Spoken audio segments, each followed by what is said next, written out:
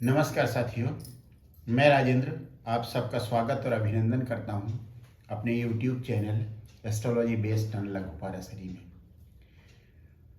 आज मैं आपको एक कहानी सुनाने जा रहा हूं और कहानी मुंशी प्रेमचंद्र की लिखी हुई है। कहानी का मूल नाम जो प्रेमचंद्र जी ने दिया है वह है मनोवृत्ति, लेकिन मैं उसे बदल दे रहा हूं और उसका नाम रख रहा हूं कहानी का परपंच। परपंच शब्द प्रपंच का अपभ्रंश है। गांव में प्रपंच को ही परपंच कहा जाता है और अक्सर प्रपंच अकेले नहीं इस्तेमाल होता, झूठ के साथ इस्तेमाल होता है, झूठ प्रपंच, और उससे भी ज्यादा इस्तेमाल होता है छल प्रपंच के लिए। यहां फिलहाल मैं केवल प्रपंच की बात कर रहा हूं, परपंच की बात। बहुत पहले की बात है, दिल्ली शहर में एक बहुत बड़ा सा पार्क था। तब दिल्ली उतना बड़ा नहीं होता था, इसलिए पार्क की गुंजाइश थी। अब तो जैसे जैसे शहर बड़े होते जा रहे हैं, पार्क छोटे होते जा रहे हैं या खत्म होते जा रहे हैं। पार्क की एक बेंच पर एक खूबसूरत नवयुवती सो रही थी। सुबह सुबह का समय था, सूर्योदय हुआ ही था।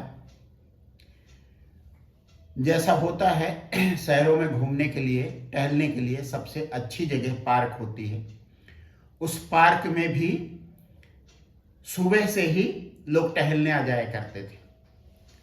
दो नवयुवक, एक का नाम बसंत था और दूसरे का नाम हासिम, वे रोज पार्क में टहलने आते थे, दौड़ने आते थे। उस दिन भी वो दौड़ने के लिहाज से आए और दरअसल वे एक ओलंपियाड होने वाला था जिसकी तैयारी कर रहे थे।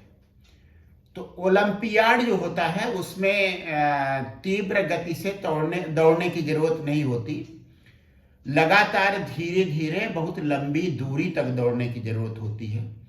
वे उसी का अभ्यास कर रहे थे, धीरे धीरे दौड़ना और अपना स्टेमिना बनाना।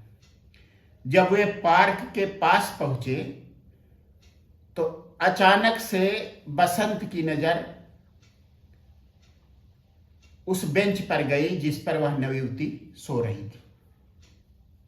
बसंत ने कहा, अरे यह लड़की कौन है जो इस बेंच पर सो रही है? हासिम ठिठक गया।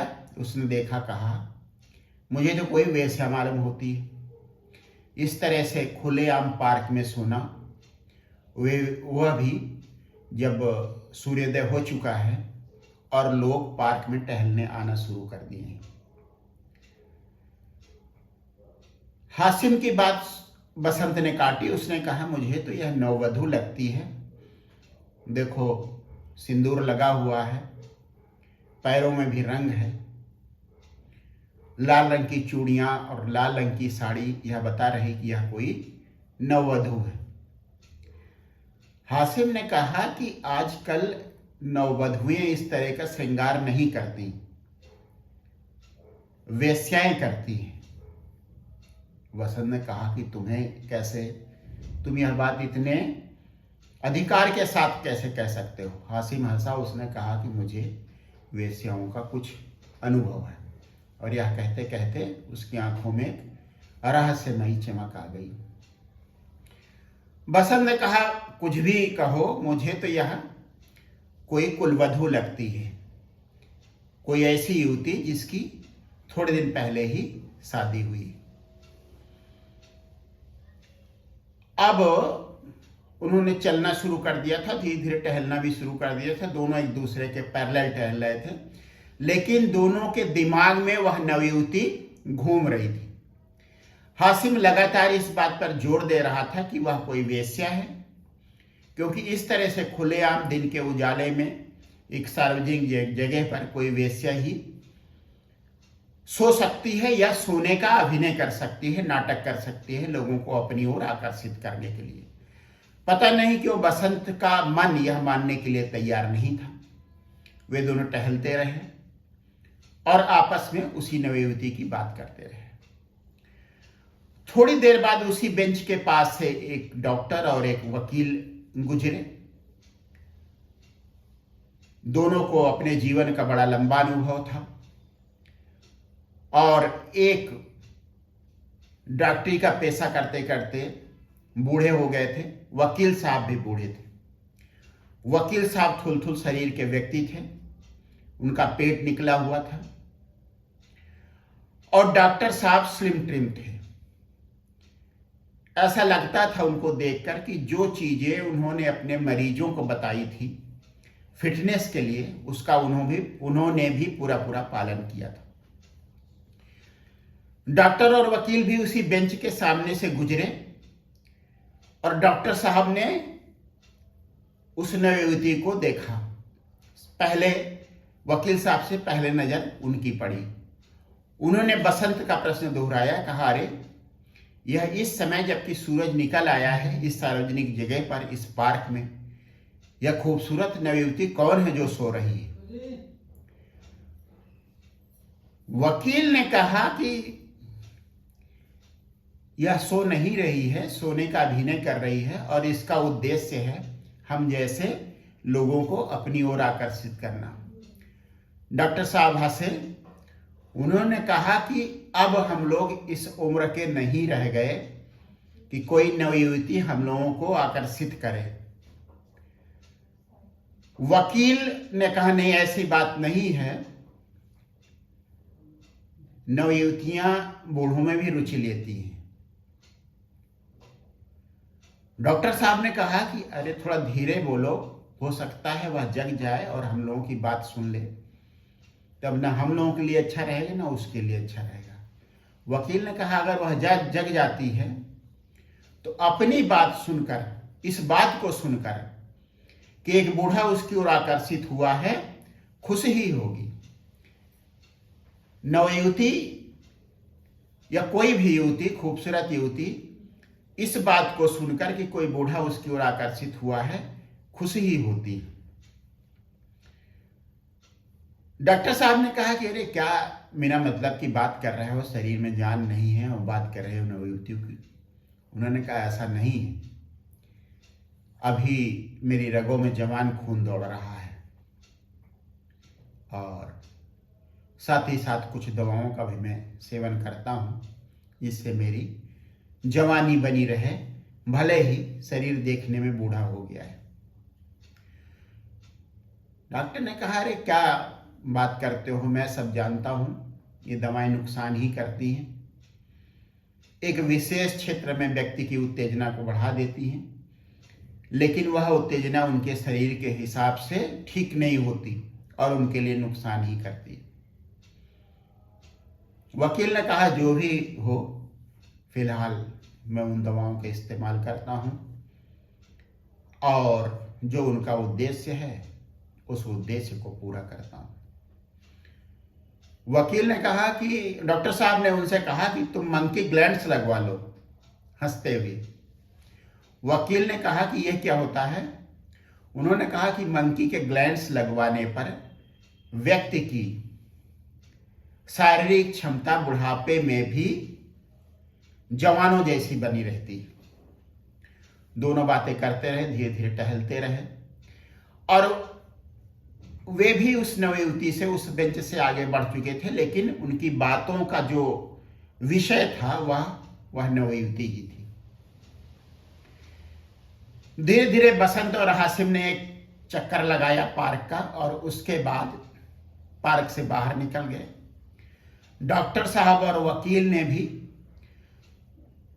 अपना कोटा पूरा किया, जितना उनकी क्षमता थी, जितना उन्हें टहलना था उतना वे टहले और बाहर निकल गए। उसके बाद एक बूढ़ी औरत ने प्रवेश किया और उसके साथ एक जवान महिला भी थी जिसका नाम मीनू था। अब वे दोनों महिलाएं उस बेंच के पास जाकर ठिठक गईं। दोनों की एक साथ नजर उस नवयुवती पर पड़ी जो खूबसूरत थी, पूरा बनाव श्रृंगार किए हुई थी। बूढ़ी ने कहा, अरे यह कौन सो रहा है?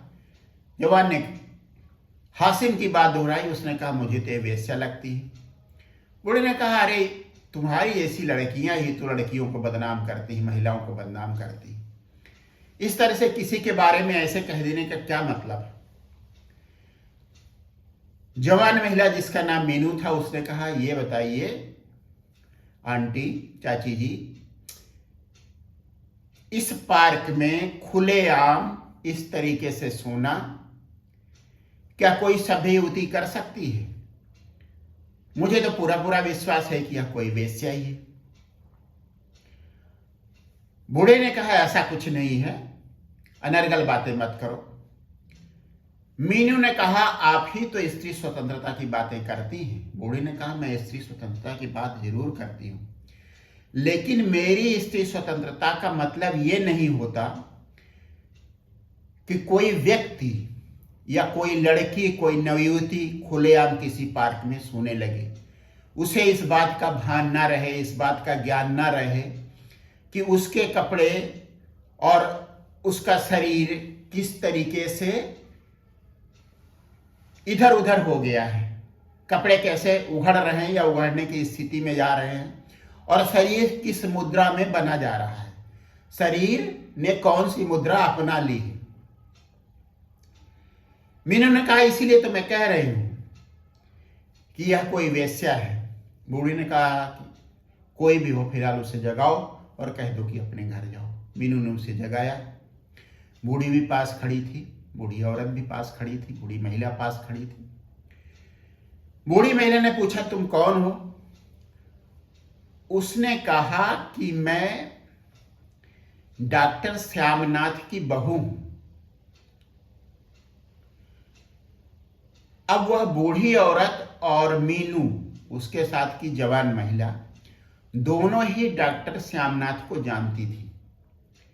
डॉक्टर श्यामनाथ दिल्ली के प्रसिद्ध डॉक्टर्स में थे और अभी अभी टहलकर पार्क से बाहर गए थे। मीनू ने उससे कहा कि वे तो अभी अभी बाहर गए हैं और तुम यहां कैसे रह गई? वह युवती जो सो रही थी और अब जग गई थी, उसने कहा मैं डॉक्टर श्यामनाथ की बहू हूं, लेकिन अभी मेरा गौना नहीं हुआ है। यह कहानी, यह बात उस समय की है जब लड़की शादी में, विवाह में विदा होकर अपनी ससुराल नहीं जाती थी। विवाह के कुछ सालों के बाद गौना होता था। गौने में वह ससुराल जाती थी, तब उससे उसका पति परिचित होता था और किसी किसी केस में यदि वह घर थोड़ा सा एडवांस है, थोड़ा सा आधुनिकता को लिए हुए है, तब ससुर भी अपनी बहू से परिचित हो पाता था, उसे पहचान पाता था।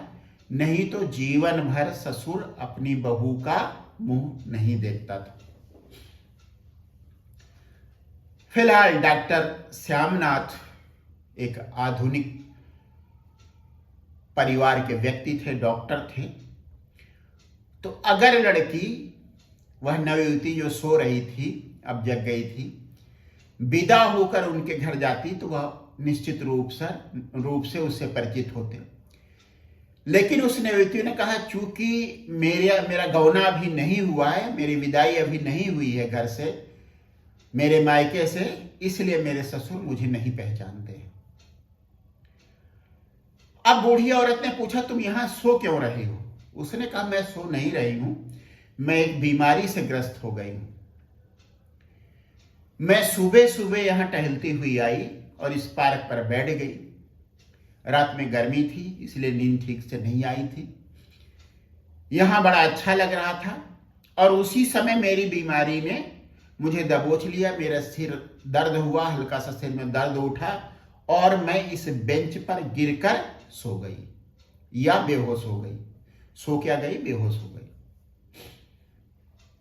बूढ़ी औरत ने कहा कि डॉक्टर श्यामनाथ का बेटा बसंत भी, जो तुम्हारा पति है, वो भी अभी टहलकर बाहर गया है और पार्क के बाहर खड़ा हुआ अपने दोस्त हासिम से बात कर रहा है।